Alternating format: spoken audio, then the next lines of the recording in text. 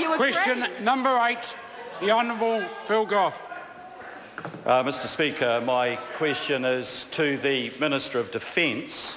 What is the level of risk assessed by the New Zealand Defence Force if its personnel are deployed to Iraq, and what force protection would be provided for them? Honourable Jerry Brownlee. Mr Speaker, force protection has been determined on the advice from the Chief of Defence Force, and I trust his professional judgment. I'm not going to undermine his responsibilities or the security of our forces by providing the detail asked for by the member.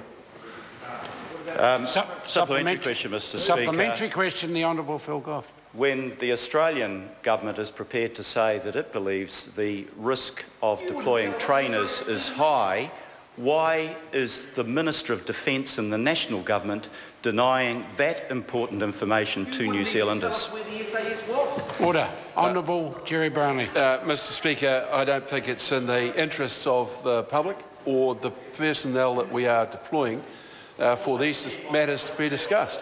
And if the member wants to persist in saying that this is something we should be discussing, he needs to look back over the record of a previous government that didn't even tell New Zealanders that they were deploying into combat zones. Supplementary question, Supplementary question, Honourable Phil Goff. Given the importance of a government's decision to put its soldiers in harm's way, shouldn't a deployment be put to the vote in this House in the same way as it was in 2001 when Labor deployed the SAS into Afghanistan and this House passed by 105 votes to 7 a resolution supporting the New Zealand deployment to Afghanistan, contrary to the inaccurate and misleading assertions of John Key a moment ago? Order. Well, Mr Speaker, Honourable Jerry Brownlee. The date that the member refers to, of course, relates to a time when we had a responsible opposition to this House, not the riff-raff we've got there at the moment. Supplementary question, Mr Speaker. Supplementary question, Honourable Phil Goff.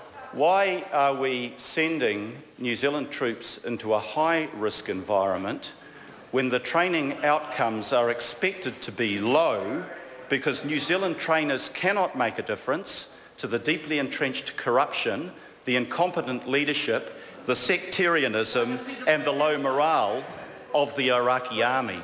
Well, Mr Speaker, Honourable Jerry Brownlee. I notice the member, as he's asking that question, referring to his own notes. I suggest that he stops talking to himself in the mirror because he's just getting far too much misinformation from himself. Point of order, Mr Speaker. Order, order, order, order. I can sense what the point of order is. I'm going to invite the member to re-ask that question. Thank you very much, Mr Speaker. Why are we putting Kiwis into a high-risk conflict environment when the training outcomes are expected to be low because of the incompetent leadership, the deeply entrenched corruption, the sectarianism and the very poor morale of the Iraqi army that our trainers can't have any influence over at all? Honourable Jerry Brownlee. Mr Speaker, I reject totally the points that are made by the member and suggest that they are simply made to try and give some credence to the very, very sad commentary that he is delivering the nation on this matter. Supplementary question, the Honourable Phil Goff. Mr Speaker, why have we agreed to send New Zealand soldiers into Iraq without a status of forces agreement, which is the normal part of the protection that Kiwis serving in another country would have? Honourable Jerry Brownlee. Mr Speaker, it would be good if the member kept up with actually what's happening. What's announced today is the government giving the New Zealand Defence Force the go-ahead to prepare for deployment with the expectation that, all going well, they'd be deployed sometime in May. Mr Speaker, one of the conditions around that is ensuring that we do have appropriate legal protections for our defence forces. I don't think that the fixation the member has on a particular type of protection is reasonable, given that there is only one country out of 22 currently in Iraq who use that particular protection.